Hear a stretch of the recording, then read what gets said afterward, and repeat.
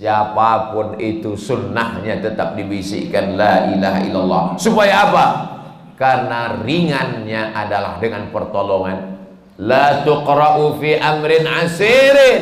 Kalau surat ini dibacakan pada perkara yang sulit, illa yassarahullah. Kata Imam Abul Fida Ismail Ibnu Katsir dalam muqaddimah surat Yasin. Kalau surat ini dibacakan pada perkara yang sulit, perkara yang susah, dimudahkan Allah. Maksudnya adalah membacakan Yasin ketika orang sedang sakaratul maut.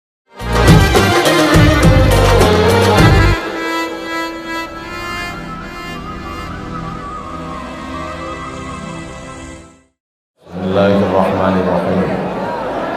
Assalamualaikum warahmatullahi wabarakatuh.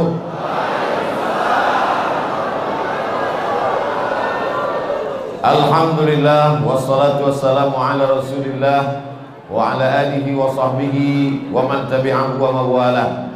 Subhanaka la ilma lana illa ma 'allamtana innaka antal alimul hakim. Rabbi shrah li sadri wa yassir li amri wahlul 'uqdatam min lisani yafqahu qawli. Yang sama-sama kita hormati Ibu Wali Kota Bima, Ketua Majelis Ulama Indonesia Kabupaten Bima dan Kota, Asisten Kota Bima, DPRD, Kepala Dinas, tokoh agama, tokoh masyarakat, hadirin hadirat, insyaallah semuanya dimuliakan Allah Subhanahu wa taala. Kalau ada yang namanya tidak disebutkan, jangan marah, jangan tersinggung karena tidak dituliskan di kertas ini.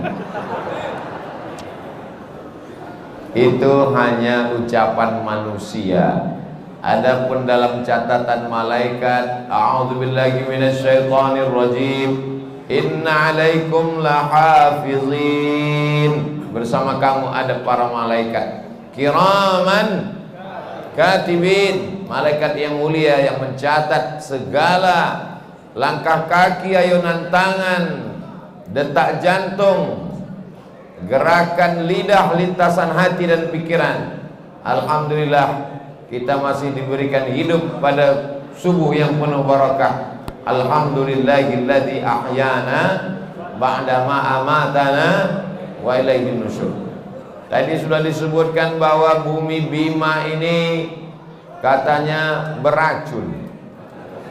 Tapi di sisi lain ternyata isinya adalah orang-orang hebat, para hakim-hakim agung, orang-orang mulia, sultan-sultan, qori-qori, alim ulama.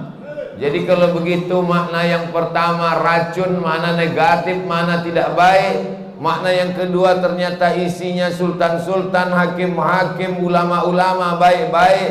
Jadi kalau dikombinasikan antara dua makna itu, yang dimaksud racun di situ adalah racun bagi setan-setan yang tidak baik.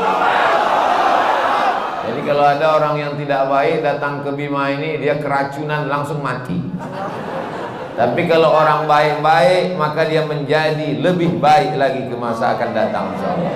Amin ya rabbal alamin. A'udzubillahi minasyaitonir rajim. Wa nafsin wa ma sawwaha, demi jiwa manusia dan penciptaannya diberi Allah dua jalan. Fa'alhamaha fujuraha wa taqwaha, diberikan Allah ada jalan fujur, jalan kafir, jalan musyrik, jalan zalim, jalan munafik, wa taqwaha, jalan takwa, jalan baik, jalan soleh, jalan wara, jalan zuhud. Pak Ustadz, yang kami tahu jalan Jenderal Sudirman, itu lain. Bahwa dalam hidup ini kita memilih. Tidak bisa orang dengan penuh kesadaran minum khamar, pakai ganja, sabu-sabu, sakau, mabuk, lalu ketika ditanya, kenapa kau lakukan ini? Ini sudah jalan saya yang diberikan Allah. Manusia diberikan jalan kebaikan, dan kita juga dipilihkan untuk jalan yang tidak baik. Sama seperti subuh ini, kita punya dua jalan. Jalan yang pertama, teruskan tidur sampai terbit matahari, jangan sholat subuh, jangan ke masjid, tapi jalan kebaikan. Bangun, sholat tahajud, berzikir, bertasbih, istighfar, datang ke masjid, langkahkan kaki, dengar tausiah.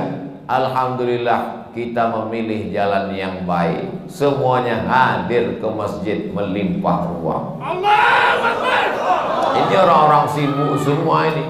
Ibu wali kota, DPRD, DPR RI, orang-orang yang tidak sempat. Banyak di tempat lain nggak sempat sholat subuh. Pas ditanya nggak sholat subuh Pak, banyak amal lain. Man taraka sholata muta'ammidan, siapa yang meninggalkan sholat secara sengaja, faqad kafara jihara, kafirlah dia secara nyata.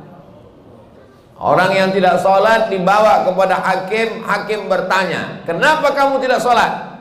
Sholat hanya buang-buang waktu saja.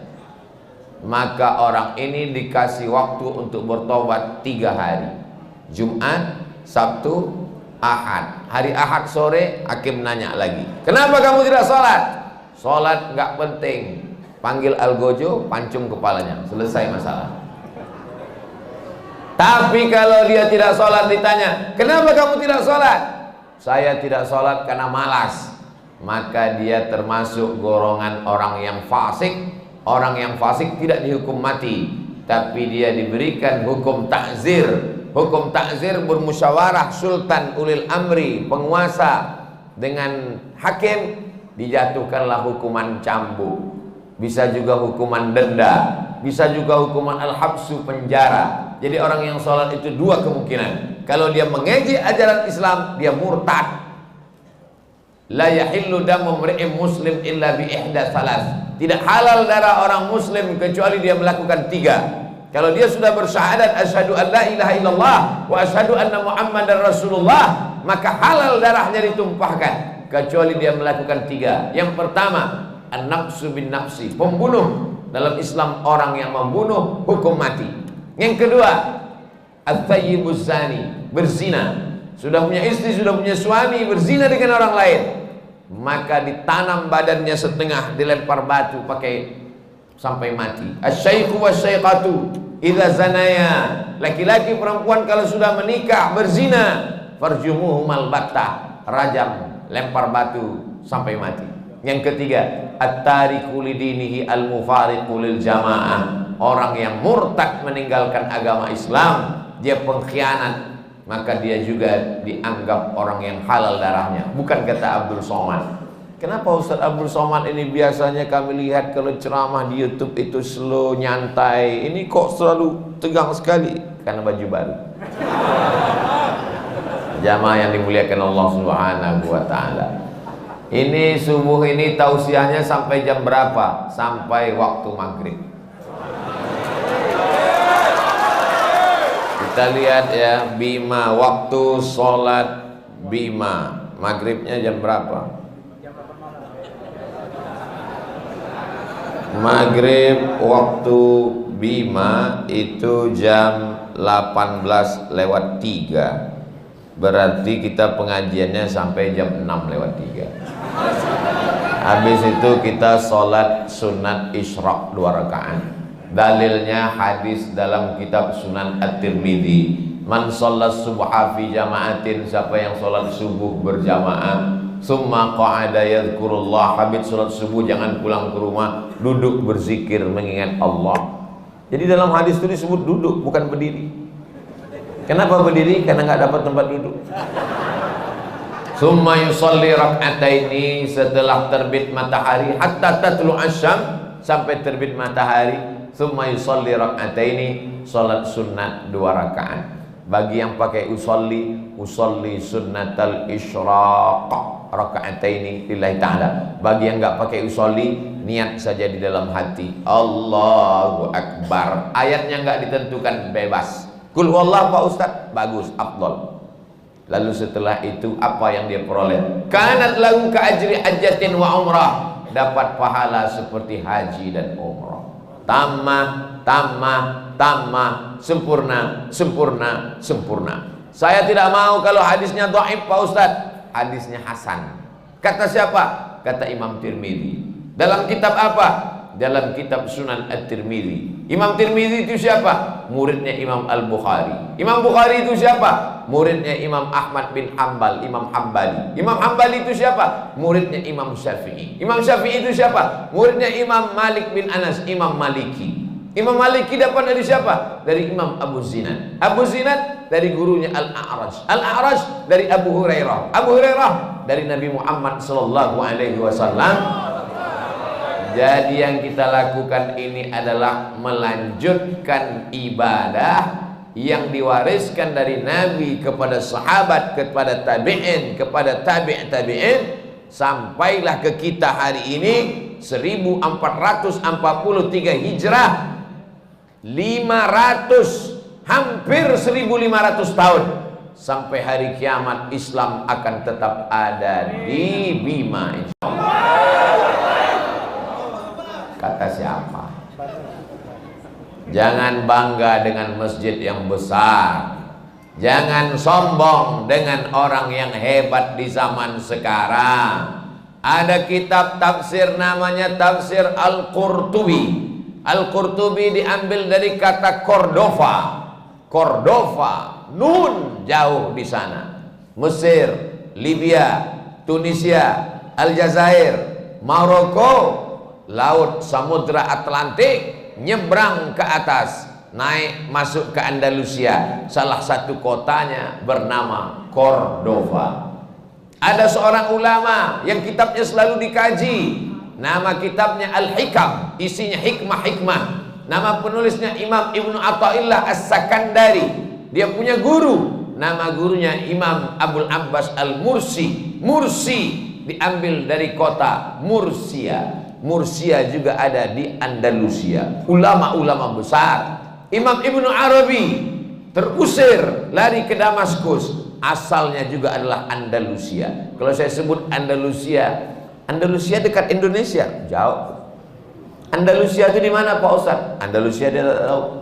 Tapi kalau Real Madrid, Barcelona dia tahu. Spanyol guys. Begitulah negeri yang hebat itu, yang membawa Islam ke sana. Siapa namanya? Tariq bin Ziyad. Kalau kita mengenal, ada orang barat menyebut Gibraltar. Ketika umat Islam menyeberang dari Afrika Utara, lalu kemudian mereka melewati selat, ada bukit.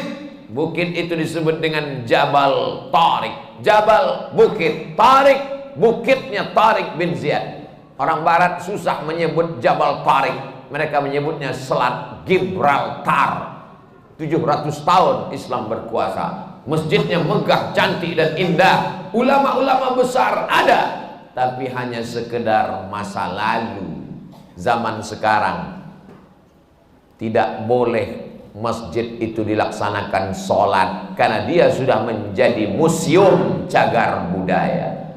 Apa mau 100 tahun, 200 tahun akan datang masjid ini jadi museum? Kaligrafinya tetap ada, lampu-lampunya tetap ada, tapi azan tidak boleh. Bapak Ibu bisa bayangkan ada polisi dan tentara menjaga masjid, bukan menjaga dari kerusuhan, tapi menjaga forbidden for praying, dilarang sholat. Datanglah turis masuk ke dalam, anak muda, dia pun azan di dalam. Allahu Akbar, Allahu Akbar. Datang polisi mau menangkap. Nggak boleh sholat di sini. Saya nggak sholat, azan aja. Kenapa kamu azan? Karena batu-batu ini rindu mendengar kalimah Allahu Akbar. Kita menjadi mundur, masjid kita menjadi hancur, anak muda kita tidak sholat. Jangan salahkan orang lain. Salahnya adalah kita karena tidak mewariskan agama Islam. Makanya anak yang lahir itu dibisikkan ke telinganya. Walaupun orang Bima mau sekolah anaknya S2, S3 ke Jepang, Amerika, Eropa, tidak ada orang Bima ketika anaknya lahir dibisikkan ke telinga, nanti kau kukirim S3 ke Jepang. Yang dia bisikkan adalah asyhadu an la ilaha illallah. Mudah-mudahan anak cucu kita sampai hari kiamat tetap dalam la ilaha illallah Muhammadun Rasulullah sallallahu alaihi wasallam. Kalimatu haqqin 'alaiha nahya, dengan itu kita hidup, wa 'alaiha namutu, dengan itu kita mati, wa biha nub'atsu, dengan itu juga nanti kita akan dibangkitkan di padang mahsyar insyaallah. Kullukum ra'in, setiap kamu adalah pemimpin, wa kullukum mas'ulun, semua kamu akan ditanya di hadapan Allah ar-ra'iyati, tentang kepemimpinan kamu. Saya bukan wali kota, saya bukan DPR RI, saya bukan DPRD, saya bukan wali kelas, saya bukan wali murid, saya hanya kepala rumah tangga Pak Ustadz. Satu orang kepala rumah tangga punya rakyat. Siapa rakyatnya? Istri dan anaknya. Saya Pak Ustadz sama rakyat yang satu itu pun saya takut juga. Mati aja lah. Kita akan diminta tanggung jawab di hadapan Allah. Seorang suami yang taat ke masjid, rajin berjamaah, mendengar pengajian, tapi membiarkan istrinya membuka rambut dilihat laki-laki yang tidak mahram, pakai baju you can see, kamu can bisa see, melihat, kamu bisa melihat ketiak istri saya, maka sesungguhnya kakimu sudah berada di surga sebelah, tapi sebelahnya sudah masuk neraka duluan. Tapi Pak Ustadz kan tidak ada dosa warisan. Wala taziru waziratu wizra ukhra. Istri tidak mewarisi dosa suami, suami tidak mewarisi dosa istri. Kita menghadap Allah kan bawa dosa masing-masing. Betul. Tapi laki-laki diberikan tanggung jawab. Ar-rijalu qawwamuna 'alan nisa. Laki-laki menjadi tanggung jawab terhadap istri dan anak-anaknya, diminta tanggung jawab di hadapan Allah Subhanahu wa taala. Mudah-mudahan yang jomblo cepat menikah. Jangan gara-gara tausiah ini yang laki-laki jadi takut menikah. Ustaz Abdul Somad, tolong doakan supaya saya dapat keturunan anak soleh penghafal Quran yang baik Pak Ustaz. Kenapa? Saya belum punya anak Pak Ustaz. Belum. Umurnya berapa? 40 tahun. Kok bisa 40 belum punya anak? Belum nikah. Masya Allah, tabarakallah. Begitu Allah memberikan kemudahan kepada manusia untuk beribadah. Apa itu? Man tazawwaja, siapa yang menikah, faqad istakmala nisfal iman, dia sudah menyempurnakan setengah imannya. Sehebat-hebatnya laki-laki, walaupun sholat berjamaahnya tidak tinggal, walaupun hafal Quran, imannya masih setengah kalau dia belum nikah. Begitu dia sudah menikah, maka imannya langsung komplit 100%. Laki-laki yang belum bertakwa, kalau dia menikah, imannya sudah 50%. Bagaimana menyempurnakannya?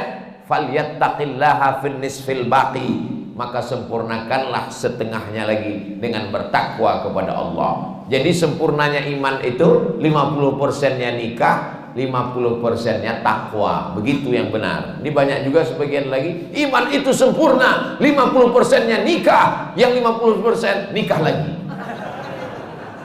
Lihatlah Bu, mereka tersenyum. Padahal saya cuma mancing aja. Dia nggak tahu istrinya streaming dari atas. Bapak Ibu yang dimuliakan Allah Subhanahu wa taala. Jadi menikah itu adalah ibadah. Jangan salah paham. Menikah adalah ibadah, tapi buah dari pernikahan adalah anak. Kalau ada orang yang rajin sholat setelah meninggal dunia, putus. Tapi orang yang menikah ibadahnya tidak putus. Kenapa? Karena anak-anaknya akan menjadi anak-anak yang Rabbi habli minas sholihin. Ini yang sholat subuh ini, almarhum bapaknya, almarhumah ibunya, bapak ibunya masih hidup, almarhum kakeknya, almarhumah neneknya, mendapatkan pahala dari cucu-cucunya. Itulah mengapa orang selalu berdoa pagi, petang, siang dan malam, Rabbi habli minas sholihin. Apalagi ini negerinya orang-orang penghafal Quran, negerinya para qori, orang yang mengajarkan Al-Quran. Orang yang paling mulia di antara kita bukan orang yang dapat jabatan. Makanya kalau pengajian di kantor bisa jelas ini kursi pejabat orang kaya. Tapi kalau di masjid yang dapat kursi cuma satu, Abdul Somad. Tapi kursi ini pun tidak lama, hanya sampai selesai pengajian. Kalau udah selesai pengajian, Ustadz pun akan berdiri meninggalkan kursi, kursi pun diletakkan kembali ke gudang. Tidak ada yang bisa kekal abadi di atas ini. Andai selesai pengajian Ustadz Somad tetap bertahan di sini, panitia dan pengawal ini akan membisikkan ke telinga, Ustadz, acara udah selesai. Semua akan berakhir pada masanya. Kita akan menghadap Allah membawa amal ibadah. Yauma la yanfa'u malun, hari itu tak ada gunanya harta, wala banun, tak ada gunanya anak, illa man atallah, kecuali orang yang datang menghadap Allah biqalbin salim, dengan hati yang salim. Datang ibu-ibu di atas, alhamdulillah Pak Ustadz, saya sudah dapat. Loh, kok tahu? Nama suami saya Pak Salim. Biqalbin salim, dengan hati yang salim, bersih dari hasad, bersih dari dengki, bersih dari dendam kesumat. Dan insya Allah yang hadir subuh ini semua hatinya bersih-bersih. Yang pejabat tidak kelihatan jabatannya, yang orang kaya tidak kelihatan hartanya, yang orang hebat tidak kelihatan kehebatannya, semuanya sama masuk ke dalam masjid, menempelkan keningnya ke lantai tempat yang diinjak-injak tapak kaki. Allahu Akbar. Nggak ada mentang-mentang pejabat lalu pas sujud tadi ditempelkannya ke tiang. Allahu Akbar. Semuanya sholat rukun sahnya sujud, dan sujud itu rukun sahnya dua ujung kaki, dua lutut, dua telapak tangan, satu kening menempel ke lantai, menunjukkan bahwa dia rendah, hina, tidak punya apa-apa, diciptakan dari tanah, berjalan sebentar di atas tanah, tak lama lagi dia pun akan menjadi tanah dan akan dimakan cacing. Ngaku semua. Apa yang kita sombongkan? Semua akan tinggal, semua tidak akan dibawa mati, walaupun sayangnya setengah mati. Apa namanya ini? Sambolo. Sambolo, kesayangan dari Bima akan dibawa pulang ke Riau, akan ditunjukkan ke anak cucu, ditulis, dimasukkan ke lemari kaca, ditulis Sambolo dari Bima. Baju juga begitu, akan jadi souvenir, diletakkan di rumah jadi museum. Tamu-tamu yang datang akan melihat, oh ini pakaian almarhum Abdul Somad dulu waktu ceramah di Bima. Semua hanya tinggal kenangan. Yang kita tinggalkan kenangan baik atau kenangan buruk. Harimau mati meninggalkan belang, gajah mati meninggalkan gading, manusia mati meninggalkan utang.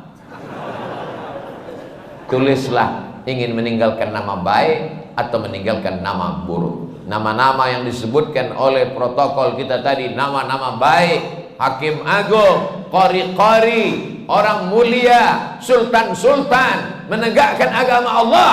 Ketika kau punya jabatan, punya kekuasaan, pakai untuk bangun masjid, pakai untuk bangun pesantren, pakai membangun Islamic Center, kirim anak-anak ke Al-Azhar Kairo Mesir, ke Darul Mustafa Tarim, ke Qarawiyyin Maroko, ke Zaitunah Tunisia. Mereka akan pulang menyebarkan dakwah Islam. Kalau kau bukan ulama, maka pahala ulama dapat. Kenapa? Karena mereka akan membuka pondok pesantren, menebarkan dakwah Islam. Kalau kau tidak penghafal Quran, bantu pondok pesantren, datangi anak-anak tahfiz Quran, tanya tuan guru, assalamualaikum tuan guru, waalaikumsalam, berapa anak tahfiz Quran yang belum bayar uang sekolah, anak yatim, fakir miskin dan duafa, mana datanya? Ini datanya Pak, mau bantu? Enggak, mau nanya aja. Bapak Ibu yang dimuliakan Allah Subhanahu wa Ta'ala, adapun uang yang kau belikan ke mobil, mobilmu akan dijual anak istrimu. Yang kau bangunkan ke rumah, rumahmu akan ditempati oleh orang lain. Yang kau belikan tanah, surat tanah akan diganti dengan nama lain dalam akte notaris Badan Pertanahan Nasional BPN. Tapi ada nama yang kekal abadi, nama dalam catatan malaikat. Walaupun tidak disebut Ustadz Abdul Somad, siapa yang membeli keramik, siapa yang membuat kubah, siapa yang berwakaf lampu, siapa yang membangun masjid, siapa yang mewakafkan tanah, karpet, sound system, meja, ini semua tidak luput dari catatan malaikat, mengalir pahalanya sampai hari kiamat insya Allah. Bapak Ibu yang dimuliakan Allah Subhanahu wa taala, isma syi'ta, hidup sesuka hatimu. Mau hidup jadi orang kaya, silakan. Mau hidup jadi pejabat, silakan. Mau hidup jadi perampok, silakan. Fa innaka mayyit, tapi ingat, kau akan jadi mayat, kau akan dimandikan, kau akan dikafankan, kau akan disolatkan, kau akan dikuburkan, dan kau akan ditinggal sendirian. Istrimu akan dipinang brondong manis. Anakmu akan pergi meninggalkanmu, mengambil hartamu. Mereka berebut. Anakmu mungkin tidak terlalu ganas, tapi menantumu luar biasa. Tetanggamu, kalau dulu kau baik, dia akan kirimkan Al-Fatihah. Hari Jumat dia bacakan Yasin. Tapi kalau kau dulu sombong, maka dia bersenang dengan meninggalnya engkau. Syahnu meninggal, alhamdulillah. Jamaah yang dimuliakan Allah Subhanahu wa taala. Kalau Ustaz Abdul Somad meninggal di Riau, jamaah di Bima mau bacakan Al-Fatihah. Alhamdulillah, jangan sekarang. Membaca Al-Fatihah sebelum doa, setelah doa, untuk orang yang hidup, untuk anak baik. Karena dalam Quran dikatakan, ya ayyuhalladzina amanu taqullah, hai orang yang beriman, bertakwalah kepada Allah, wabtaghu ilaihil wasilah, carilah perantara antara engkau dengan Allah. Tapi katanya nggak boleh ada perantara, Pak Ustadz. Bukan seperti orang kafir musyrik jahiliyah, perantaranya berhala, Lata, Uzza, Manat, Hubal, Jibti, Taghut, Naham. Itu yang nggak boleh. Perantara kita dengan Allah adalah amal soleh, bukan somat. Perantara kita amal soleh. Ada orang masuk ke dalam gua, tiba-tiba hujan gerimis, mau berlindung ke pohon kayu nggak ada, yang ada lubang tanah, masuk dia ke dalam gua. Tiba-tiba bergelinding batu besar dari atas bukit, menutup pintu gua, tertutup, gelap, nggak bisa keluar. 3 orang. Yang satu bertawassul dengan amal soleh. Ya Allah, aku punya pembantuku gajinya nggak diambil. Tiba-tiba dia lari, dia nggak tahu kemana. Duitnya kubelikan ke kambing. Kambingnya beranak pinak, bercucu cicit, melimpah ruah. Setelah lama pembantuku datang, aku panggil dia. Hei pembantu, sini sebentar. Pembantuku itu datang, aku katakan kepada dia, dulu sebelum kau pergi gajimu tidak kau ambil. Betul, gajimu sudah kubelikan kambing. Semua kambing ini milikmu. Kalau kau mau ambillah. Diambilnya semuanya. Parah juga pembantuku itu, satu pun tak ditinggalkannya. Ya Allah, aku bertawassul kepadamu dengan amalku ini, maka terbuka pintu gua karena sedekah. Itulah keutamaan sedekah, bertawassul kepada Allah dengan amal soleh, dikabulkan Allah. Tapi belum bisa keluar karena celahnya baru kecil saja yang terbuka. Orang yang kedua bertawassul lagi kepada Allah dengan amal solehnya. Ya Allah, aku punya seorang ibu dan ayah. Aku pulang ke rumah membawa susu kambing. Anakku menangis kehausan, istriku menangis kelaparan, tapi tidak aku berikan susu kambing itu kepada mereka. Kutunggu ayah ibuku terbangun, karena aku pulang mereka sudah tertidur di tengah malam. Setelah mereka terbangun, aku berikan kepada mereka. Ayahku minum, ibuku minum. Kalau memang baktiku kepada orang tua ini bisa meringankan beban hidupku, maka bukakanlah pintu ini ya Allah. Terbuka, itu berarti kita bisa berdoa kepada Allah dengan menyebut bakti kepada kedua orang tua. Mudah-mudahan kita termasuk orang berbakti pada orang tua. Yang ketiga, dia bukan orang kaya, dia tidak bisa bersedekah kambing, dia tidak bisa berbakti kepada orang tua karena orang tuanya sudah meninggal dunia. Lalu dia berkata, berdoa, ya Allah, aku jatuh cinta kepada sepupuku, kami hampir berzina, tapi kemudian ketika aku akan melakukan perbuatan dosa, aku ingat kepada Engkau ya Allah, aku tidak jadi melakukannya. Kalau memang amal tidak jadi buat dosa ini bisa dijadikan sebagai wasilah untuk berdoa, kabulkanlah ya Allah. Terbuka pintu 2. Kenapa? Karena ada orang berdoa kepada Allah sebab tidak jadi melakukan perbuatan dosa, bisa juga dijadikan sebagai wasilah kepada Allah. Tapi tidak jadinya melakukan perbuatan dosa karena takwa kepada Allah. Jadi tidak bisa kita berdoa, ya Allah, aku tidak jadi melakukan perbuatan dosa karena takut ditangkap Satpol PP. Karena lillahi ta'ala. Mudah-mudahan adik-adik anak-anak muda yang mengawal ini juga dapat menjadi wasilah mendekatkan diri. Masya Allah, dengarkan teriakannya, lari setan-setan semua. Ustaz Somad, dalilnya mana? Kalau berteriak Allahu Akbar itu setan lari. Hadisnya jelas dalam Sahih Bukhari. Ketika azan dikumandangkan, Allahu Akbar, Allahu Akbar, setan lari, wa alaiha duratun, sampai terkentut-kentut. Itu dalil bahwa setan itu kentut. Tapi tidak semua yang terkentut setan. Setan lari sampai terkentut-kentut. Itu dalil bahwa kalau takbir berkumandang setan lari. Itu juga dalil bahwa takbir itu mesti suara yang keras. Itu maka anak-anak muda ini bertakbir. Dari saya masuk, dari saya dengar Allahu Akbar. Tujuannya apa? Supaya jangan sampai yang menyambut ustadz itu kerasukan setan.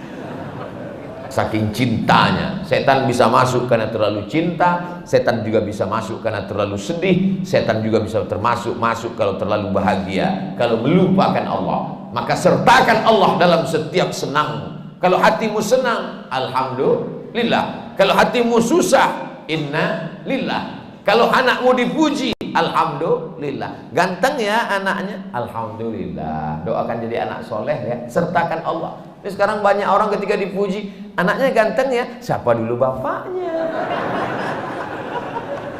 Melupakan Allah menyebabkan setan masuk. Makanya doa Nabi untuk cucunya Sayyidina Al-Hasan dan Sayyidina Al-Husain, u'izukuma bikalimatillahi tammati min kulli syaitani wa hammati wa min kulli ainil lama. Aku mohon perlindungan Allah untuk kalian berdua, Sayyidina Al-Hasan dan Sayyidina Al-Husain, supaya dijaga Allah dari apa? Min kulli syaitan, dari setan, wa hammah, binatang berbisa, wa min kulli ainin, dari pandangan mata, lamah, yang menyebabkan sesuatu yang dapat mudaratkan, mencelakakan. Berawal dari mata, melihat orang punya harta, melihat orang punya kuasa, melihat orang punya macam-macam lah. Saya tidak boleh sebut nama merek mobil, nanti jadi iklan gratis. Jamaah yang dimuliakan Allah Subhanahu wa taala, tidak ada jalan lain kecuali berpegang dengan Islam. Ya ayyuhalladzina amanu, hai orang beriman, hai orang yang percaya bahwa dia akan mati menghadap Allah. Ittaqullah, takutlah kalau kau mati menghadap Allah. Apa yang akan kau bawa? Haqqa tuqatih, sebenar-benar takut. Wala tamutunna illa wa antum, janganlah kamu mati melainkan kamu mati dalam keadaan muslim. Kita mau mati mulutnya mengucapkan sakratul maut, la ilaha illallah. Kan mudah mengucapkan la ilaha illallah itu Pak Ustaz. Paling mudah mengucapkan la ilaha illallah. Lebih mudah mengucapkan la ilaha illallah daripada mengucapkan Abdul Somad. Abdul Somad, bibirnya 3 kali rapat, Abdul Somad. Tapi kalau mengucapkan la ilaha illallah, nggak perlu bibirnya rapat, la ilaha. Kenapa ucapan yang paling ringan adalah la ilaha illallah? Karena mati adalah saat yang paling berat. Makanya kita selalu mengucapkan Allahumma hawwin alaina fi sakaratil maut. Ringankan kami waktu sakratul maut. Ucapannya ringan, tapi tak semua orang bisa mengucapkannya. Makanya kita mesti ditolong orang lain. Laqinu mautakum, talqinkan orang yang mau mati itu ke telinga sebelah kanan, la ilaha illallah. Kenapa ditalkinkan? Karena berat, godaan yang luar biasa. Mudah-mudahan kita ringan sakratul maut. Jangan sangka Ustaz Abdul Somad kan ustaz, dia sakratul maut itu nanti kalau ada jamaah yang mau ngajari, kira-kira kalau Ustaz Abdul Somad mau meninggal dunia diajari laqinu talqin atau tidak? Tetap diajarkan. Jangan sampai nanti ada anak muda yang bisikan la ilaha illallah. Ustaz Abdul Somad gak usah diajari, dia udah tahu bacaannya. Siapapun itu sunnahnya tetap dibisikkan la ilaha illallah. Supaya apa? Karena ringannya adalah dengan pertolongan. La tuqra'u fi amrin asirin. Kalau surat ini dibacakan pada perkara yang sulit, illa yassarahullah. Kata Imam Abul Fida Ismail Ibnu Katsir dalam muqaddimah surat Yasin, kalau surat ini dibacakan pada perkara yang sulit, perkara yang susah, dimudahkan Allah. Maksudnya adalah membacakan Yasin ketika orang sedang sakratul maut. Itu dulu. Sekarang orang mau meninggal dihidupkan TikTok. Anak-anaknya streaming. Hai guys, bapak saya mau mati. Nauzubillah.